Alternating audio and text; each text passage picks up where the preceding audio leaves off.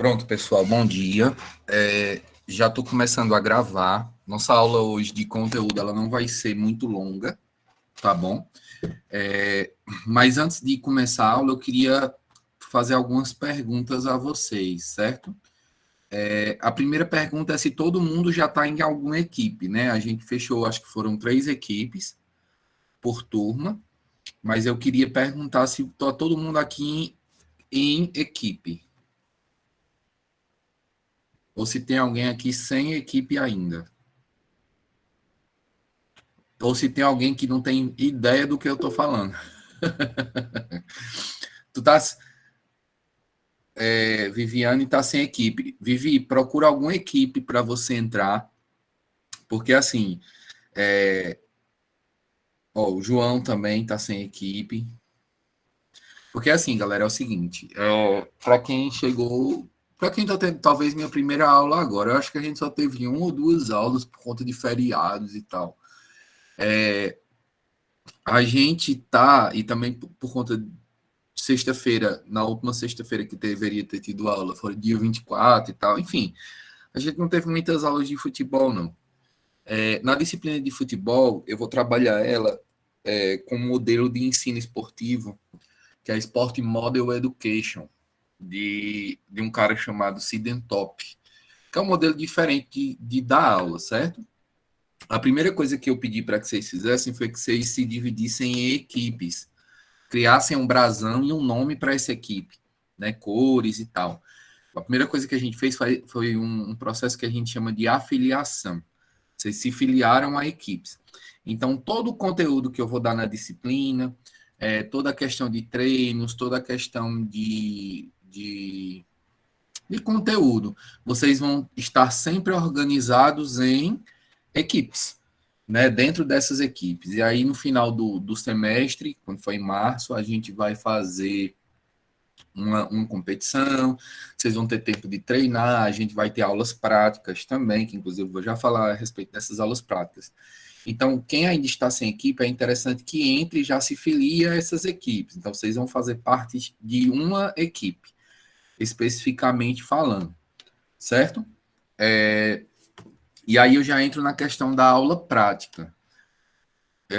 A gente já está podendo ter aula prática, apesar de que a gente está numa situação de casos de Covid, mesmo para algumas pessoas que estão vacinadas pegaram Covid, e principalmente tem muitas pessoas com gripe. Eu estava com gripe, terça-feira não tive condições de dar aula, mas estou melhorando já, graças a Deus. Mas a gente vai ter nossas aulas práticas a partir de fevereiro. Então, tem um grupo sim. Eu vou ver se eu alguém que tiver condições, manda o link de convite do grupo, ou então adiciona a Viviane aí no grupo, tá bom, galera? Aquele lá que vocês criaram, que tem a bolinha do Palmeiras lá. Com relação às nossas aulas práticas, na quinta-feira, sempre nas quintas-feiras, pela manhã eu vou estar dando aula de lutas e natação, de 15 em 15 dias. E aí eu queria ver com vocês, valeu, Cleivan, eu queria ver com vocês a possibilidade da nossa aula ser na quinta-feira à tarde, tipo, a partir de 3 horas da tarde até, sei lá, 5, 5 e meia, que é o horário que ainda tem luz no campo sem precisar ligar refletor. Dá certo para vocês esse horário ou não? Ou você já tem algum tipo de compromisso? O Mailson não pode. É porque, professor, alguns trabalham no período da tarde. Aí Ah, entendi. Entendi. Porque assim, qual era a minha intenção?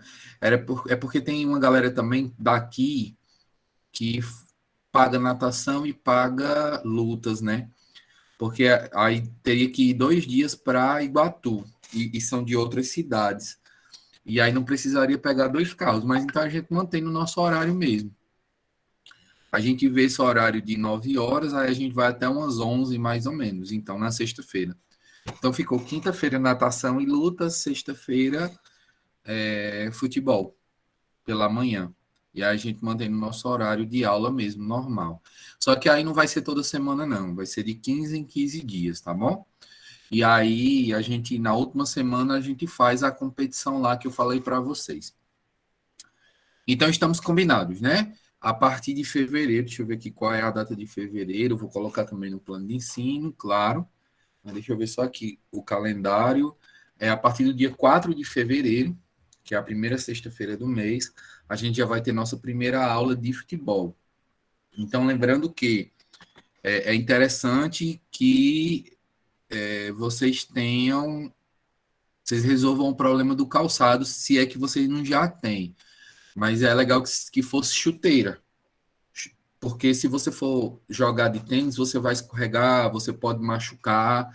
Eu acredito que o gramado do estádio daí, que eu esqueci o nome agora, ele deve ser aquele capim mais alto, e aí, o morenão, isso, show. E aí, se você for de tênis, você escorrega, você se machuca, você não tem aderência. Então, é interessante que vocês tenham, vocês providenciem esse calçado. Tiver o meião também seria legal. João, a gente, é assim, eu sei que tem 27 pessoas, eu acho, matriculadas. Talvez tenha até mais. É porque da última vez que eu vi só tinha 27. E aí iam ficar nove pessoas por equipe. Tem que ver qual a equipe que tem menos para que você possa entrar, certo? Aí, como é que vai funcionar essa competição? A competição, ela vai ser só entre a gente mesmo. No caso, vocês são sexto semestre, então as equipes formadas vão ser só do sexto semestre. Caso a gente não consiga completar 11, 11, 11, ou seja, 33 pessoas, a gente chama de outros semestres algumas pessoas que só para participar, certo? Aí o que que acontece? A gente vai fazer um triangular e uma final. Quando a equipe, por exemplo, a equipe A e a equipe B estiver jogando, a equipe C, alguns vão estar arbitrando, outros vão estar anotando na súmula, outros vão estar fazendo a reportagem, outros vão estar comentando, narrando. Então a gente vai fazer basicamente desse jeito aí, porque a gente tem poucos alunos, então tem que ser desse jeito, mas vai ser bem legal, prometo a vocês, tá bom? Hoje, o que eu separei para hoje foi que a gente visse um pouco de regras. A gente vai ver a regra totalmente destrinchada? Não. A gente vai ver a regra básica do jogo, aquela regra que a gente consegue jogar o jogo a partir dela. Tem algumas coisas que são bastante específicas, que, se for o caso e eu achar necessário, durante as aulas práticas que a gente vai ter, eu vou jogando, né, para vocês e tal, e aí vocês vão aprendendo. Mas, basicamente, a gente vai ver regra básica. Vamos lá. Onde é que é jogado o jogo de futebol? Professor, posso ver a questão do horário do estádio disponível para a gente, porque o time profissional... Ah, o time de Iguatu, ele treina lá, é o time de Iguatu, João? João não, Ítalo. Ah, entendi. Eu vou ver essa questão do horário, né? Mas eu acredito que o horário de treino deles ou é pela manhã ou é pela tarde. E aí acho que não vai ser os dois horários, não. A gente vê.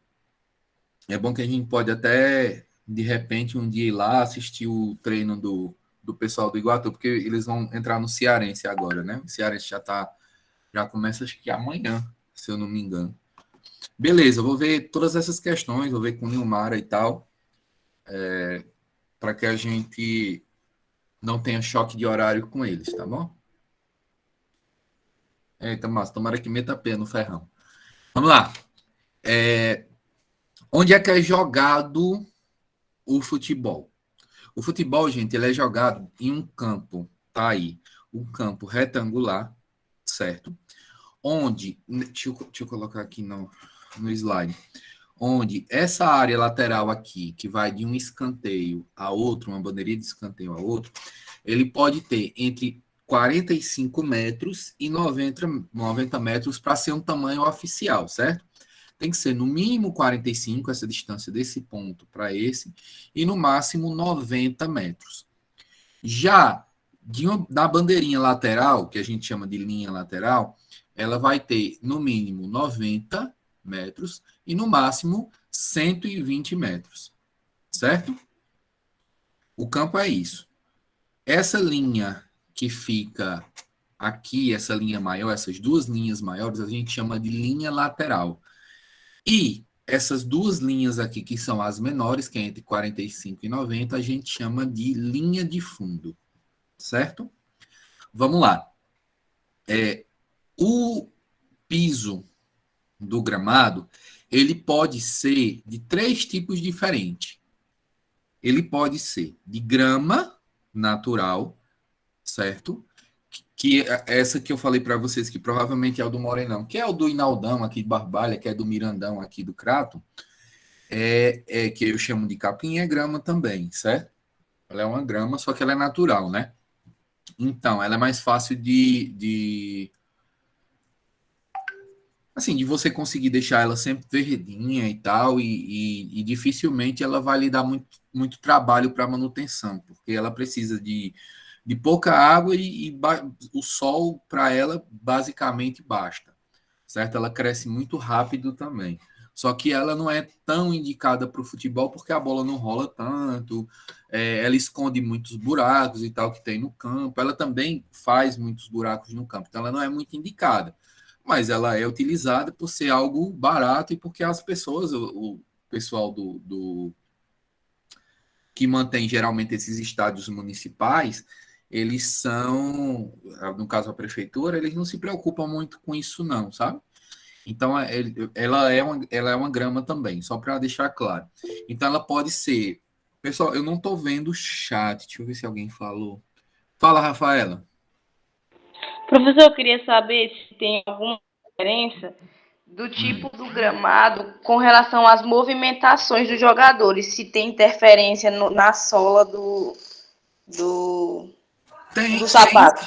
Tem assim, por exemplo, você vai ter muito mais aderência de grama na grama sintética.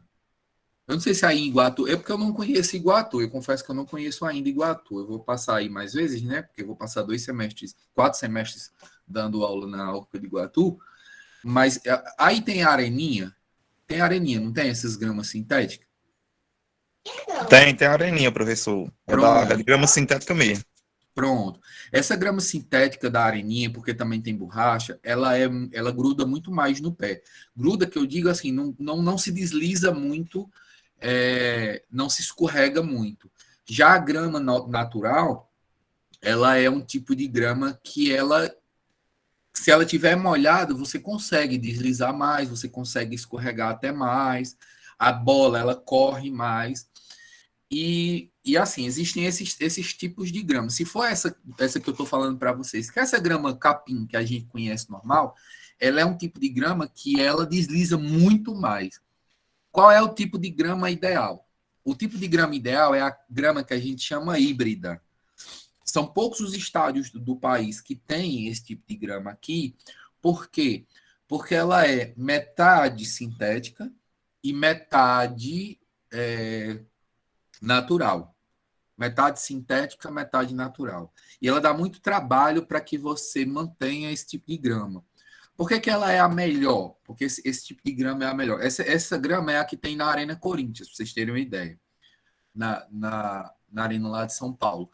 Ela é o melhor tipo de grama, por quê? Porque ela nem desliza muito e nem adere muito o pé. Então é mais difícil do atleta ele ter algum tipo de lesão por conta disso, o atleta de futebol, certo? E a grama ela pode ser assim, ela pode ser 100% sintética, o que é o caso, por exemplo, da grama da Arena da Baixada, que é do Atlético Paranaense, lá em Paraná. Ela é 100% sintética lá. Ela pode ser 100% natural, que é o caso da maioria das gramas dos estádios do país, e ela pode ser híbrida. Agora, assim, ela sendo híbrida, ela não pode, por exemplo, metade do campo, tipo, por exemplo, estou aqui, observe meu mouse, tá? Esse campo aqui todinho sendo sintético e esse campo todinho aqui, essa outra lateral, essa outra metade, ser natural. Ela tem que ser em todo o campo, ela tem que estar mesclada. E não é uma placa de grama natural, uma placa de grama sintética ao lado, não. Ela tem que ser na mesma placa de grama, ela tem que ter a grama sintética e ela tem que ter a grama natural. Para ser híbrida, a condição da regra é essa. Vai, Gabi, pergunta. Professor, em relação ao calçado, por exemplo, quando a grama for sintética, existe um tipo de calçado para estar utilizando nesse espaço e quando a grama for natural também, ou não? Dependendo do calçado, vai fazer tem a mesmos benefícios, digamos assim. Não, assim, ó. O tipo de grama, quando eu falo, é porque assim, eu também utilizei, também falei para vocês como exemplo, utilizei como exemplo a areninha para falar de grama sintética, só para vocês terem ideia mais ou menos o que é uma grama sintética. Mas a grama sintética, por exemplo, da areninha é diferente da grama sintética de um campo de futebol que tem grama sintética, um campo profissional. Porque de todo jeito, quando você vai jogar futebol no estádio desse, tipo na Arena Corinthians, na Arena da Baixada e tal, você vai jogar futebol profissionalmente falando, você tem que jogar com aquela chuteira de trava mesmo, aquela que tem os cravozinhos embaixo, que é redondinho. E aí tem trava de borracha, tem trava de alumínio, antigamente as travas eram de ferro e tal. E aí obrigatoriamente você tem que jogar com isso. Mas quando você vai jogar, por exemplo, em grama sintética de futebol society, que é essas que a gente está acostumado a ver e a jogar, você pode jogar com um tênisinho society mesmo. Agora, no futebol profissional não se joga porque se escorrega muito. A grama ela é mais alta. Pergunta aí, Ítalo. Não, é só para dizer que aqui na Areninha de Iguatu eles só aceitam jogar de chuteira só site, que é aquela chuteira que não tem trava. Eles não É, aceitam chuteira com trava. justamente por isso, porque ela é um pouco diferente. A grama ela é mais baixa, ela é bem mais baixa, né? Bem ralinha a grama. E aí, se você for jogar com a chuteira de cravo normal, que é a chuteira que se joga no futebol de campo, você pode acabar com a grama, acabar com a placa da grama, enfim. Porque eles colocam até aquelas borrachinhas pretinhas já para desgastar menos a grama, né? E aí, o que acontece? Voltando aqui para o campo. É um campo retangular, né? Como eu falei para vocês, pode ser desses três tipos de grama. Geralmente as competições oficiais, tanto da Conmebol, quanto da CBF, quanto da FIFA, eles permitem esses três tipos de grama, ou 100% natural, ou 100% sintética, ou híbrida, contanto que seja dessa maneira que eu falei para vocês. Toda placa de grama ela vai ter um percentual que vai ser mesclado híbrido, vai ser sintético e vai ser natural. Nas duas extremidades do campo, você vai ter a grande e a pequena área, certo? Que são as áreas do goleiro. O goleiro ele vai ficar aqui na marca do seu gol, né? Geralmente ele fica no gol, ele dificilmente sai do gol. E nessa área da grande área, nesse retângulo maior, ele pode pegar a bola com a mão. Ele é o único jogador do time que pode pegar a bola com a mão, que pode se utilizar da mão para manejar a bola, mas também ele só pode pegar dentro dessa área aqui, certo? Tanto o goleiro, se for o goleiro que está jogando desse lado aqui, atacando para cá, ele só pode pegar na área que ele está defendendo, né? Do gol que ele está defendendo. Essa bolinha no meio aqui da grande área, ela é a marca de pênalti. O que é o pênalti? O pênalti é qualquer falta que acontecer dentro dessa grande área também, certo? Dentro dessa grande área, ele vai ser marcado um pênalti, que é um tiro livre, onde o jogador do time adversário ele vai colocar a bola aqui. Todos os jogadores têm que ficar atrás dessa linha aqui, fora da grande área, e ele tem um tiro livre direto para o gol. Por isso que geralmente quando se marca pênalti, a torcida já comemora, porque dificilmente a bola não entra.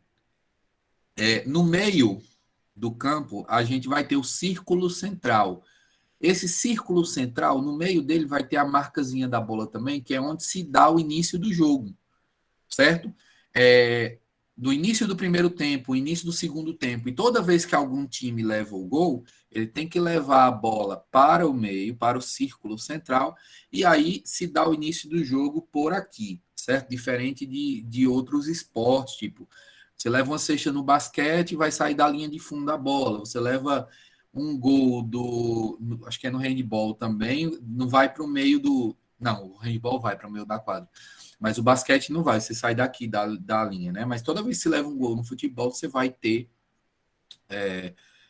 o início do jogo aqui. E paralelamente a isso, paralelamente não, cortando o círculo central, a gente vai ter a linha média de campo que divide um lado e o outro de campo. Tá certo? No canto de cada campo, a gente vai ter a área de tiro de canto, que é quando tem o escanteio, que a gente chama popularmente de escanteio, mas o nome certo também é tiro de canto. Tá certo? Vamos lá. Aqui é o gol do futebol. O gol do futebol, gente, ele tem uma medida aqui a gente chama de trave direita, trave esquerda e travessão, certo? A distância entre entre a trave direita e a trave esquerda vai ter 7 metros, vai medir 7 metros e 32 centímetros. Já a altura da linha do gol até o travessão vai ser 2 metros e 44. Então, percebam que essa trave ela é muito grande já. Ela é muito grande. O que mais que a gente vai ter? Aí eu trouxe algumas regras principais. A bola. Deixa eu ver se tem alguma pergunta. Alguém levantou a mão? Vai, William, me pergunta. Professor, só uma dúvida, que eu cheguei um pouquinho atrasado agora, desculpa. Sobre a variação da trave. Quando o campo é maior, as dimensões são mais próximas do limite, tem uma variação na altura da trave? Pode ter um período intermediário entre as alturas? Não. Tem pessoas que, assim, que vão fazer campos não oficiais, que aí, por exemplo, quando o campo é menor, ele diminui o tamanho da trave também. E quando o campo é maior, eles aumentam o tamanho da trave. Mas é mais comum ser diminuído o tamanho da trave. Mas ele não se torna mais oficial. Ele deixa de ser um campo oficial. No futebol feminino são as mesmas dimensões para o campo. As meninas jogam com o mesmo tamanho de campo e mesmo tamanho de trave. Tá certo? Sim. Há uma informação importante que eu não passei para vocês. Só é considerado gol quando a bola ultrapassa totalmente essa linha aqui, ó. Essa aqui é a linha de gol. Façam de conta que existe um campo magnético aqui dentro desse retângulo, certo? De baixo para cima. E que a bola, ela vem, ó. Se ela ficar em cima da linha, não é considerado gol. Se ela passar da linha, mas deixar só um pouco da extremidade da bola, também não é considerado gol. Para ser considerado gol dentro do futebol, a bola tem que passar em toda a sua totalidade. No caso, a esfera da bola, ela tem que passar totalmente da linha. Pergunta, Rafaela. Essa regra aí da questão de fazer o gol foi recentemente alterada? Foi, professor? Não. Ainda é Sempre a mesma foi assim. Só é gol se passar toda a bola, né? Isso. A FIFA, antes do VAR, né, que é esse árbitro de vídeo que a gente conhece atualmente, que tá bem em evidência ultimamente, ela começou a testar para a Copa do Mundo uma espécie de sensores aqui, assim, no cantinho das traves, certo? Aqui, tipo aqui, outro aqui, e colocou um chip na bola para que quando a bola, tipo, que antigamente, às vezes a bola batia aqui no travessão, batia nessa área aqui de dentro, ou seja, ela entrou em sua totalidade e saía. E às vezes o bandeirinha, que no caso é o árbitro assistente, ou o próprio árbitro normal, não via e não marcava gol. Ou então o contrário, batia em cima da linha, ou então batia quase em sua totalidade para dentro, mas não tinha entrado toda e saía. E aí ficava aquela dúvida se tinha sido gol ou não. O que acontece? A FIFA, em 2012, para a Copa de 2014, inclusive a Copa de 2014 no Brasil teve isso. Eles testaram esse chip na bola e na trave, com uma espécie de chips também, para identificar toda vez que a bola entrava ou não. Toda vez que a bola entrava, vibrava alguma coisa do bandeirinha, vibrava também uma espécie de equipamento que o juiz tinha para confirmar o gol. E aí o juiz ia lá e confirmava o gol. Hoje não há mais necessidade desse chip, por quê? Porque agora existe o árbitro de vídeo, que existem diversas câmeras dentro do... Eu vou dar uma aula especificamente só do árbitro de vídeo, tá? Mas existe o árbitro de vídeo hoje, que ele comanda diversas câmeras dentro do campo para impedir que esses erros aconteçam. Então, se a bola entrar, mesmo que o bandeirinha não veja, mesmo que o juiz não veja, a câmera vai estar lá, vai ter lá registrado, e qualquer dúvida com relação a isso, ou alguma decisão de campo, ela vai ser tomada pelo juiz. Mas sempre foi assim, só é gol quando a bola ultrapassa completamente essa linha de gol. Tá certo? Vamos lá, continuar. A bola ela tem que ser esférica, ela não pode ser oval, certo? Ela tem que ser feita de material adequado. Qual é o material adequado? Geralmente é couro, tá? A circunferência dela tem que ser entre 68 e 70 centímetros. Tem que pesar no máximo 450 gramas. Eu não sei que medida é essa, 16 onças, eu nunca nem ouvi falar nessa medida. E no mínimo 410 gramas. Certo? E pressão equivalente entre 0,6 a 1,1 atmosferas. Isso é frescura, mas está dentro da regra também. Certo? A quantidade de jogadores. A quantidade de jogadores por equipe são 11 jogadores. Por isso que a gente está tentando fechar os 11. Se a gente não conseguir fechar os 11 por equipe, né, das equipes que vocês montaram, a gente vai ter que chamar mais algumas pessoas. Para se iniciar o jogo, precisa ter os 11? Não.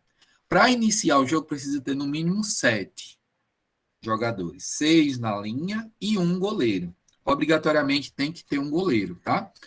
E aí, digamos que foi marcado um jogo, e aí todos os jogadores ainda não... É difícil isso acontecer, principalmente em futebol profissional. Mas foi como marcou um jogo e tal, e não chegou todo mundo na mesma hora. A gente tem, sei lá, 8 jogadores de linha só e um goleiro. Apesar da outra equipe estar completa com 10 jogadores de linha e um goleiro, você pode começar, o juiz ele tem a permissão de começar o jogo ali com 8 jogadores de linha e um goleiro, certo? Se durante o jogo for sendo expulsos alguns jogadores e aí ultrapassar esse limite de 7 jogadores, tipo, o time ficou só com 5 jogadores de linha, a partida tem que ser interrompida no mesmo momento, e aí a vitória, não é nem a vitória, o placar ele fica da maneira como está, se encerra da maneira como está, porque não pode se jogar com menos de 7 jogadores. Ok? Deu para entender? Ou eu enrolei demais?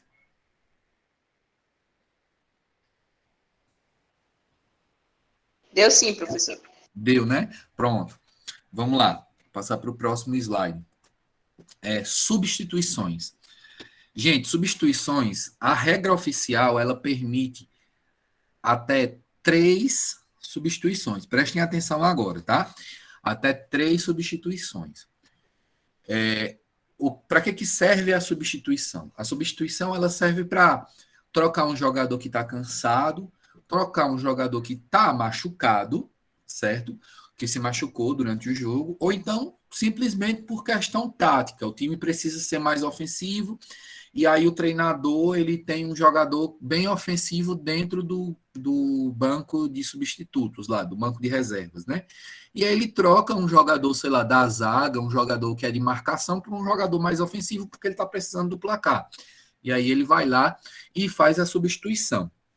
Atualmente, desde a época da pandemia, a regra ela foi alterada, mas essa alteração ela é temporária.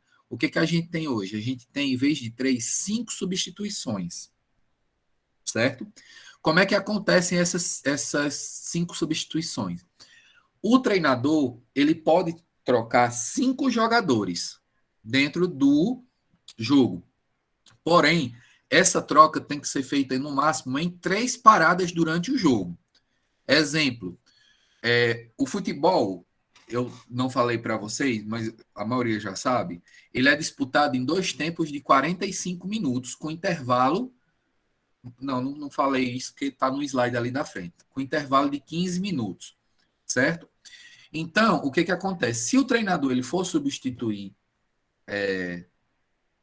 ele for substituir os 5 jogadores, ele vai ter que obrigatoriamente parar somente 3 vezes. E aí como é que ele vai fazer isso?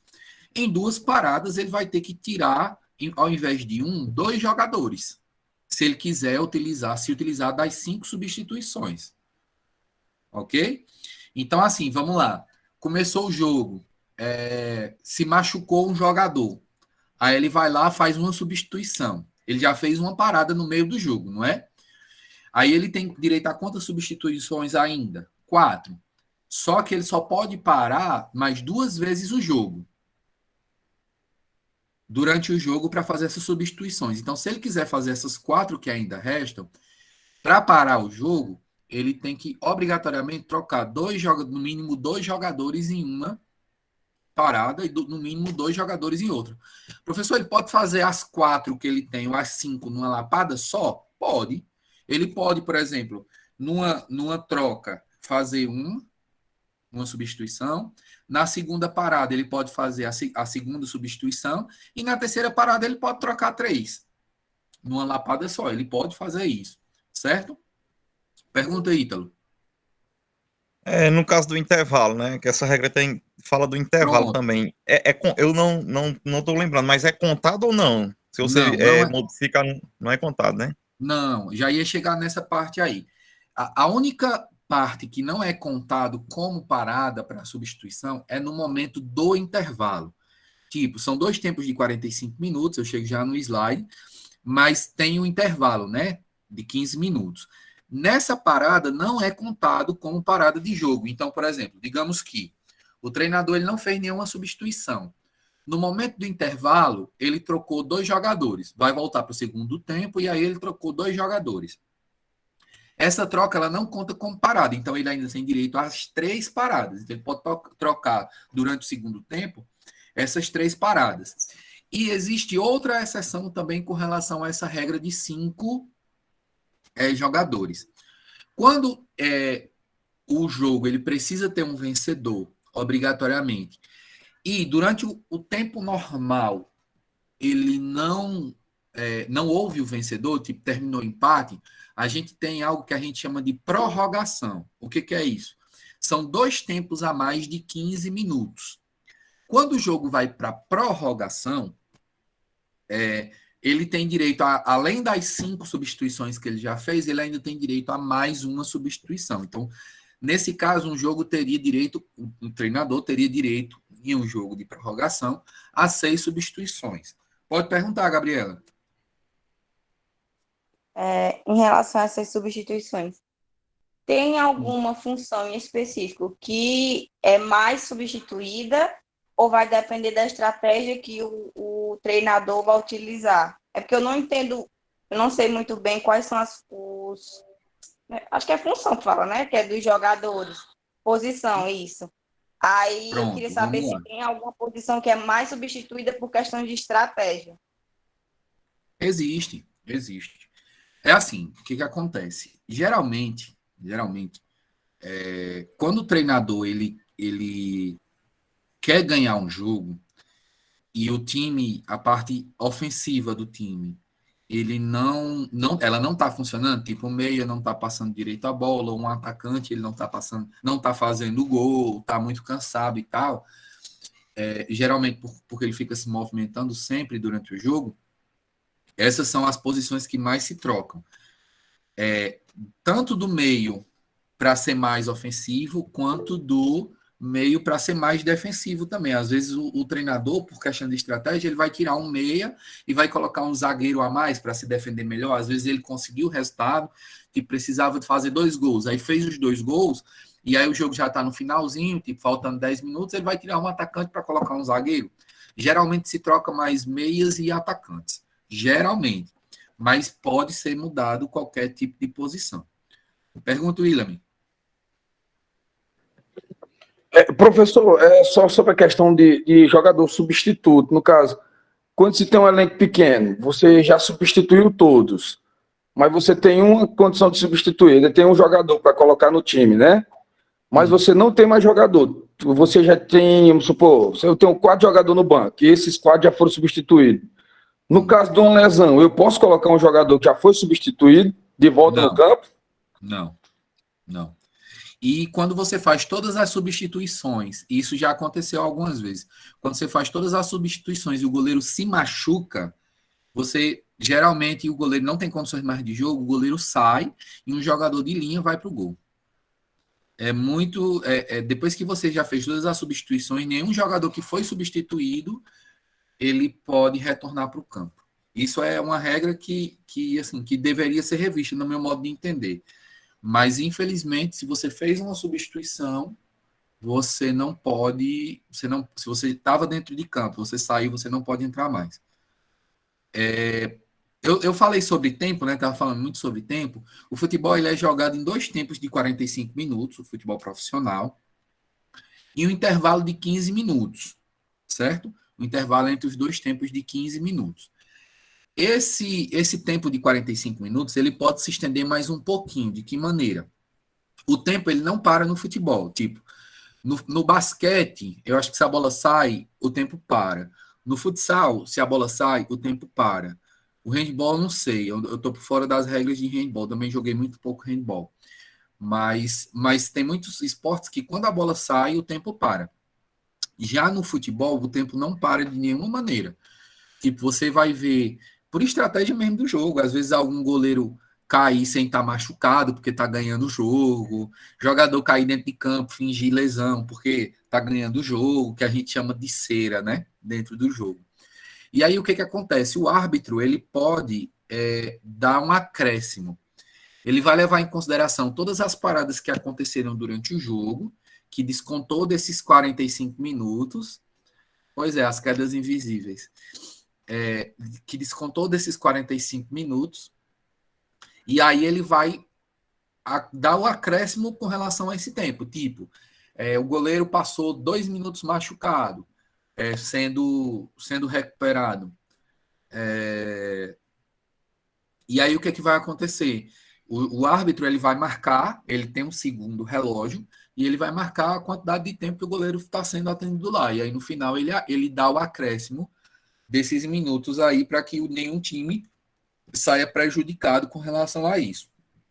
Existem outros tempos que a gente chama de prorrogação. O que acontece? Geralmente isso acontece quando é preciso ter um vencedor. Por exemplo, a gente vai ter Copa do Mundo esse ano, em novembro, né? Não é conforme está gostando, não. Conforme o tempo vai sendo descontado, né? Vamos lá, a gente vai ter Copa do Mundo esse ano. E aí a gente tem a fase de grupos, né? Que os times se enfrentam. Todo mundo enfrenta todo mundo na fase de grupos, mas depois vem oitavas, quartas, semi e final, né? E esses jogos, eles precisam ter um vencedor. Quando ao final dos 2 tempos de 45 minutos não há um vencedor, a gente vai para o que a gente chama de prorrogação. O que são essas prorrogações? São 2 tempos a mais de 15 minutos. O goleiro tem que esperar. E aí vão ser 2 tempos a mais de 15 minutos, essa prorrogação, ou seja, meia hora a mais de jogo, visando que um time ganhe, que algum time faça o gol, faça a superioridade de gols, e aí saia vencedor. Se durante esse período de prorrogação não houver um vencedor, o que vai acontecer? A gente vai para os pênaltis, que são 5 pênaltis e depois alternados, até que se haja um vencedor. Deixa eu voltar aqui o slide. Equipamentos de jogo. Cheguei em equipamentos de jogo. Qual é o equipamento que é utilizado por um jogador? Certo? Por um jogador que a gente chama jogador de linha, que é aquele jogador que só pode tocar na bola com os pés, ele vai se utilizar de uma camisa numerada, de um short numerado, de meião, no mínimo, até a altura do joelho. Pode passar? Pode passar. Mas tem que ser, no mínimo, até a altura do joelho. Caneleira, obrigatoriamente, certo? A caneleira, ela é obrigatória no futebol profissional. E a chuteira de cravo, de trava, que a gente chama, que é essa chuteirazinha que tem os cravozinhos embaixo para se jogar o futebol, certo?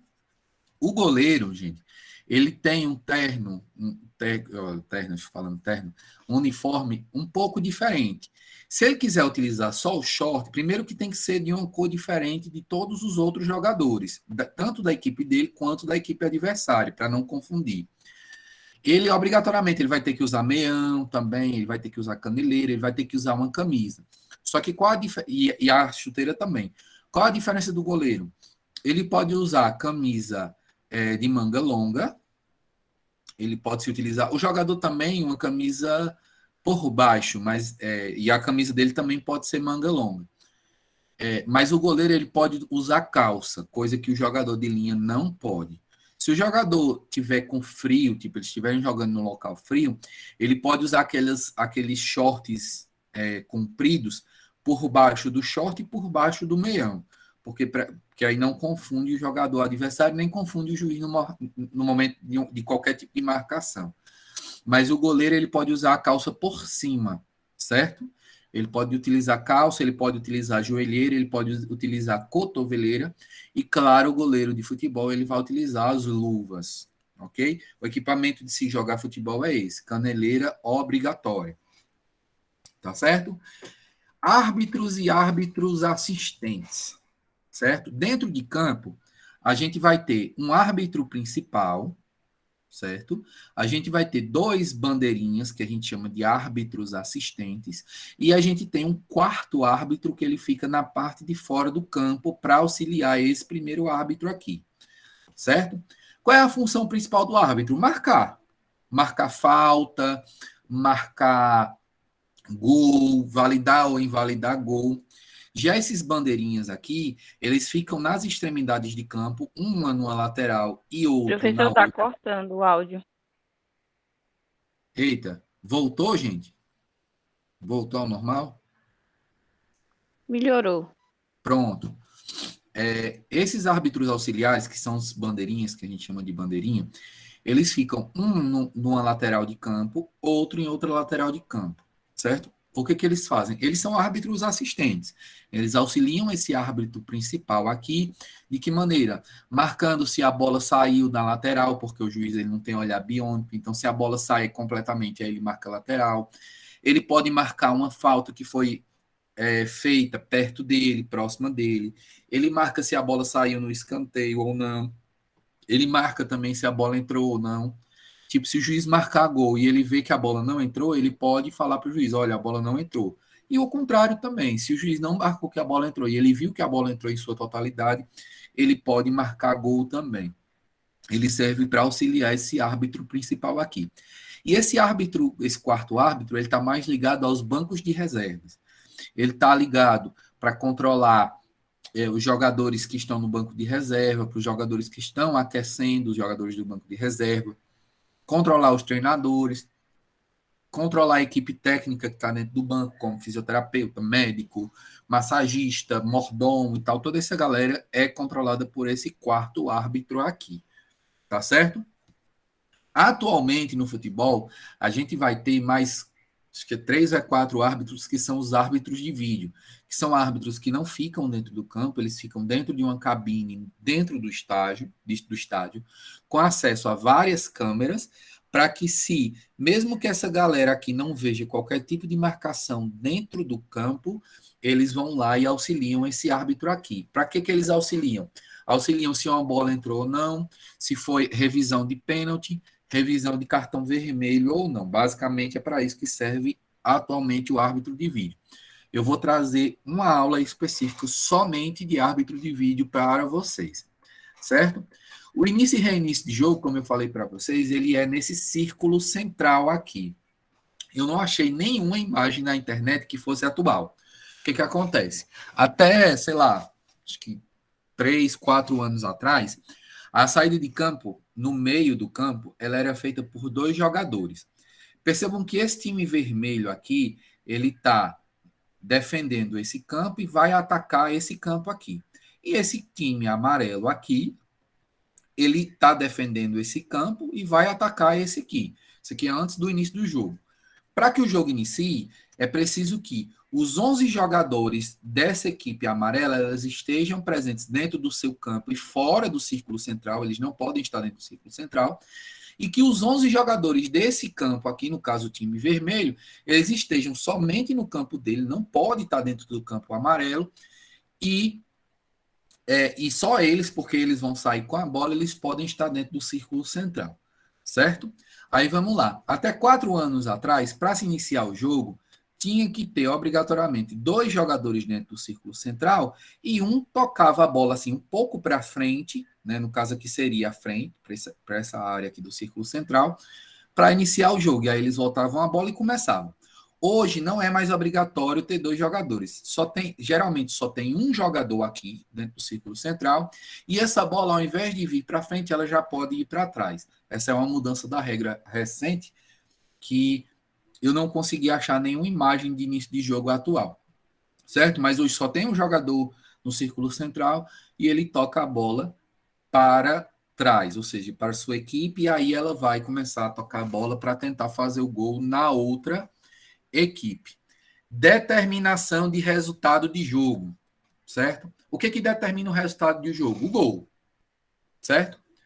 O gol é o que determina o resultado de um jogo. Se nenhuma das duas equipes fez gol ou fez a mesma quantidade de gols, o jogo vai sair em empate. Para que uma equipe ganhe da outra, é necessário que essa equipe ela faça o gol na outra.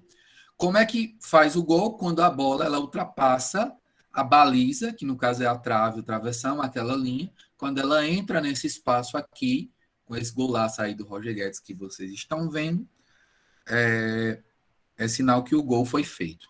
Certo? Vamos lá, vamos para o próximo slide. Impedimento. Para que o jogador ele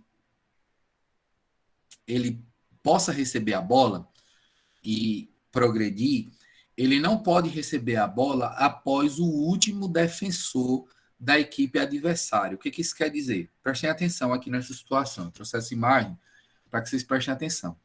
A equipe azul, ela está em posse de bola, não está? Ela tá com o jogador aqui da equipe azul está em posse de bola.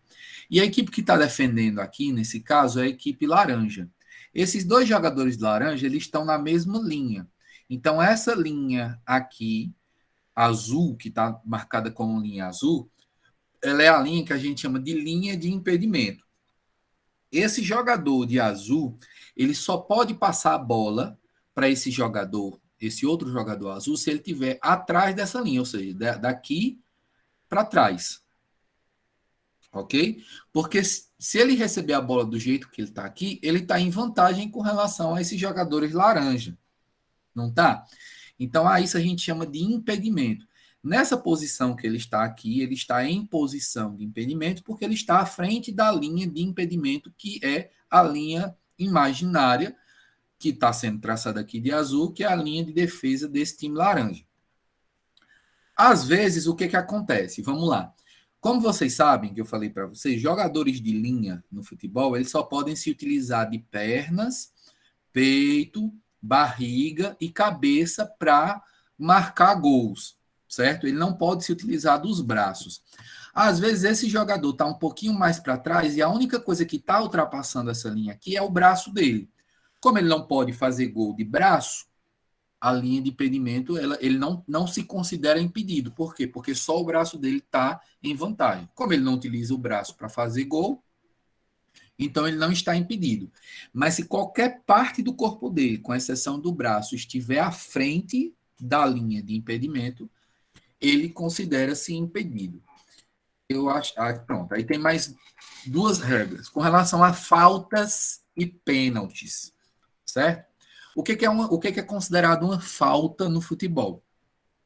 Uma falta no futebol é quando você leva qualquer tipo de vantagem, certo? De maneira violenta ou não, ao seu time adversário. Exemplo, nessa situação aqui, o Ronaldinho Gaúcho estava vindo com a bola e tal, quando jogava pelo Atlético Mineiro, jogando contra outro time, e o jogador deu essa voadora aqui nas pernas do coitado. O que acontece? É considerado falta?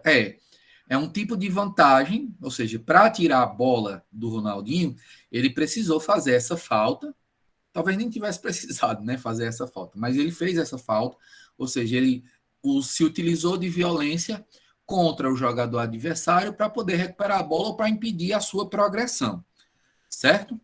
Isso é um tipo de falta. Quais são outros tipos de falta? Puxar a camisa, segurar no braço, xingar. Xingar nem é tanto punido, não. Mas geralmente acontece. Qualquer tipo de vantagem que você tenha, mão na bola, é falta, ou seja, qualquer tipo de vantagem que você tenha com relação ao time adversário que você está enfrentando, você está cometendo uma falta. Você não pode puxar, você não pode machucar, você não pode chutar, você não pode xingar, não pode puxar a camisa, não pode colocar a mão na bola. Não, assim, existe uma série de regras. Por exemplo, às vezes também, o que é considerada falta e infração, por exemplo, porque estou falando de falta e infração. Às vezes o jogador ele vai bater o lateral, que o lateral ele é executado com as mãos, e aí ele tira um dos pés do chão. A bola vai ser dada a reversão, o outro time que vai bater o lateral, certo? E o pênalti, como eu já falei para vocês, o pênalti é qualquer tipo de falta que é executado dentro daquela área do goleiro, daquela grande área do goleiro, certo? A falta foi executada da linha para dentro, é considerado pênalti, certo?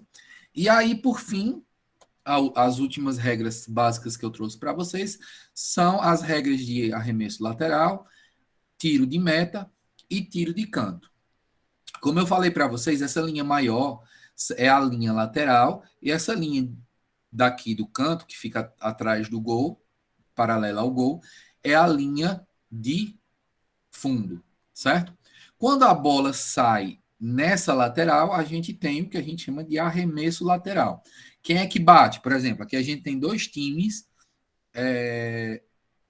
dentro de um campo, um time preto e um time vermelho.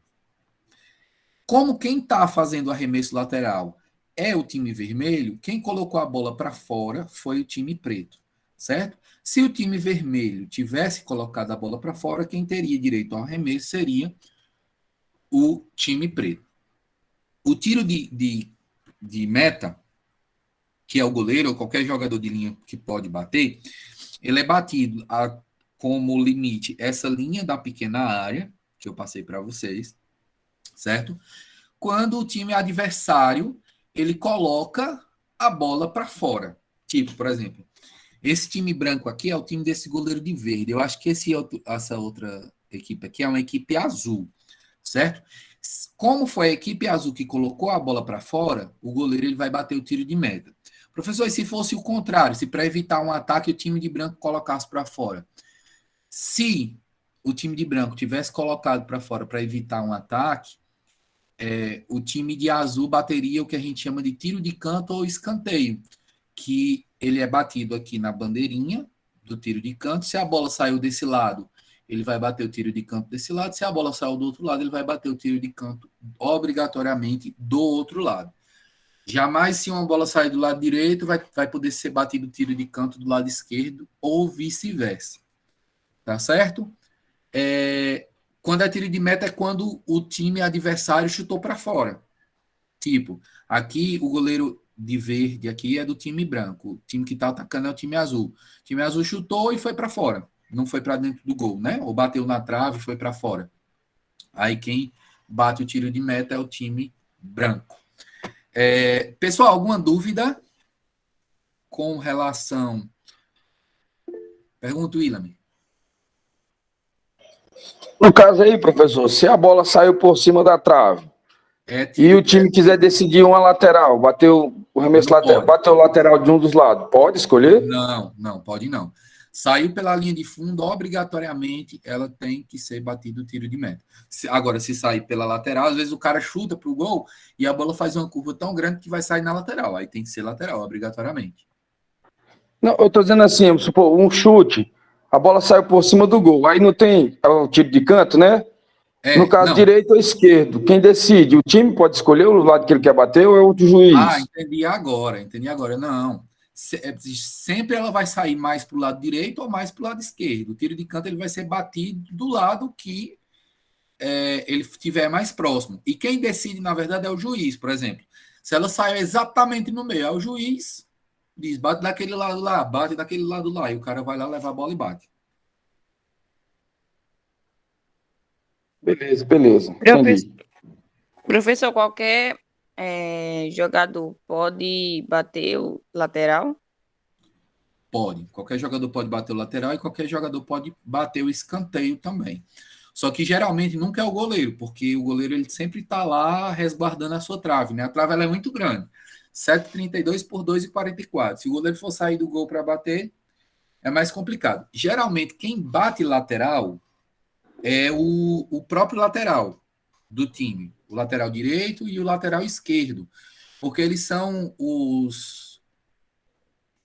as posições que estão mais próximas da linha lateral. Porque, por exemplo, os zagueiros eles ficam mais no meio, o meia ele vai ficar mais no meio. Então, se você for, por exemplo, tirar um zagueiro do meio para bater um lateral e você perder a bola, você está desfalcado lá, né? É mais fácil o outro time fazer o gol porque o zagueiro estava na lateral. Mas geralmente quem bate mais é lateral, mas qualquer um pode bater. Qualquer um pode bater o lateral. Pergunta, William. Professor, é só sobre a questão da meia-lua. Não sei se o senhor falou, detalhou um pouco sobre a meia-lua na entrada da área. Não, cara, não falei não. E confesso aqui que eu não tenho informação sobre. Deixa eu perguntar, deixa eu ver aqui, viu? Só um momento. Essa questão da meia-lua aí é só sobre o pênalti, né? Quando vai bater o pênalti, ele tem que ficar fora da meia-lua. Os 9 metros, né, Ito? 9 metros e 15, para a distância do batedor, né? Da bola, no caso, ser correta. Aí a meia-lua serve para isso. Mas, tipo assim, aconteceu uma falta dentro da meia-lua, é uma falta normal, não é um pênalti. É para isso mesmo. Ela surgiu em 37 e foi criada única e exclusivamente para isso, para que os jogadores eles tenham uma distância mínima de 9 metros e 15 da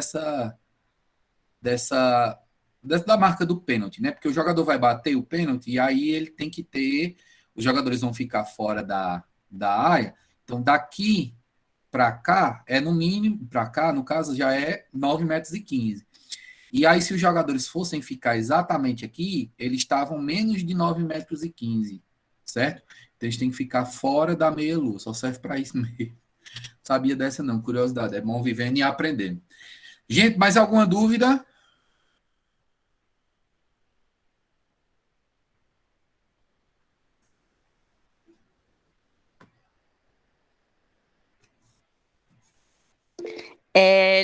Professor, Oi. volta aí o slide só para mim ver aqui o nome. Tá, peraí. Deixa eu voltar. Peraí. É esse do arremesso lateral? Ou é outro slide? É o último aí. É o do último mesmo que tava. Do tiro de canto. Só tem essas duas ações aí onde o goleiro não. O jogador tá jogando, né, com o pé, que é com o pé, né? O outro é só com as mãos. Ou pode ser com os pés também. Não, pra passar pode. a bola. A bola ela pode ser recuada para o goleiro quantas vezes for necessário, certo? O goleiro ele pode receber a bola, só que recebendo, tipo assim, o jogador recebeu a bola e resolveu devolver para o goleiro, mesmo estando dentro da área, ele não pode pegar a bola com a mão. Se for recuada para ele de cabeça ou de peito, ele pode pegar de novo a bola com a mão, mas se for recuada com os pés, ele pode jogar com os pés, ele pode virar o jogo, ele pode receber, tocar a bola e tal. Hoje é até mais utilizado o goleiro, mas dificilmente você vai ver um goleiro jogando. E deixa eu ver, acho que tinha outra coisa também que eu ia falar para você, eu esqueci, não estou lembrado agora não, mas durante as aulas práticas com certeza eu vou lembrar. Pergunta, William. Não, é quase uma dúvida, essa eu estou sem saber mesmo. É a questão do retardamento de jogo. Às vezes o goleiro fica retardando. No futsal a gente tem aquele tempo de 3 segundos, no basquete também tem tempo para retardamento, até no judô, quando se limita ao combate, você tem a punição para a equipe, né? Para o time. No campo eu não lembro, não sei se é 7 segundos. É 7. É 7. É 7, né? É. Ia perguntar, Ítalo, desistiu? Não, acho que a Rafaela perguntou assim, não sei se eu entendi a questão do lateral. O lateral só pode ser cobrado com a mão. Se ela perguntou se poderia ser cobrado com o pé também, não Não, é sei se só foi a com pergunta dela, foi só para é só, acrescentar. não, tranquilo, é só com a mão mesmo, viu? Quem não sabe, o lateral ele só pode ser cobrado com a mão e o jogador, no momento do arremesso lateral, ele não pode tirar nenhum dos dois pés do chão. Às vezes o jogador ele vem correndo da linha de fundo e executa um lateral bem longe, mas no momento que ele até a bola sair da mão dele, ele não pode tirar os pés do chão. Mais alguma dúvida? Eu não. Pergunta, Gabi. A bola, ela pode ser recebida até a coxa e assim, não, na verdade até o peito, né? Hoje, assim, antigamente você não podia tocar nem no ombro a bola, porque já era considerada mão. Só que a regra ela Uhum. está mudando. Atualmente você vai poder até receber, por exemplo, não tem vocês que pagaram a anatomia já, até o deltoide. Tem um deltoide, o músculo deltoide, Sim. que é esse músculo do ombro, pronto. Bateu ali não é considerado mão. Dali para baixo já não pode. Só o goleiro que pode pegar a bola com a mão.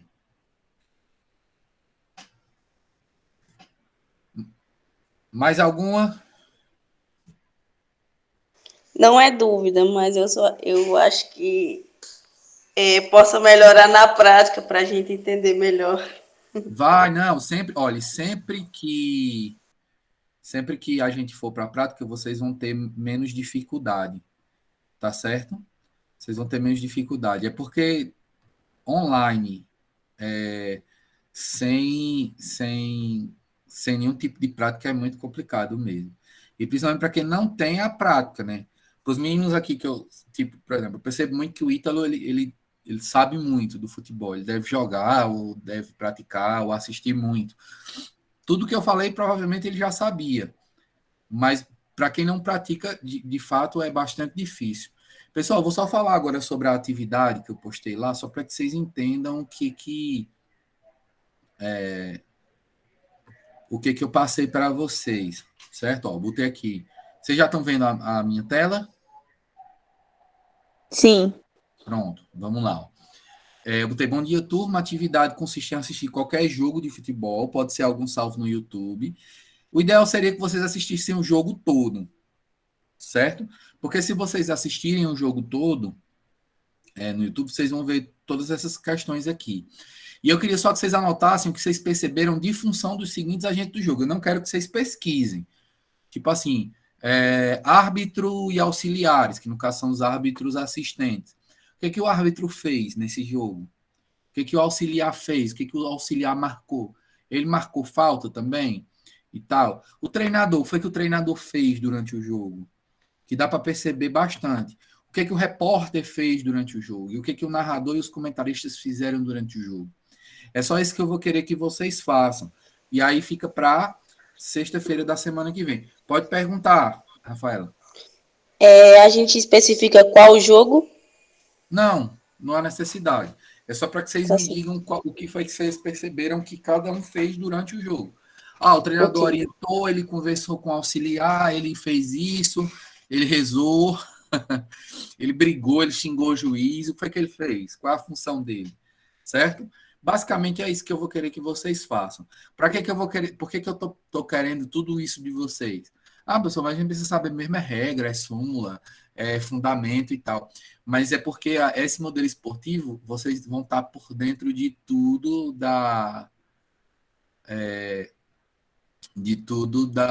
do esporte em si, né? De tudo que movimenta. Pergunta, Gabi. É porque eu não sei se isso acontece, mas quando o treinador ele passa a interferir muito no jogo, tipo, Hum.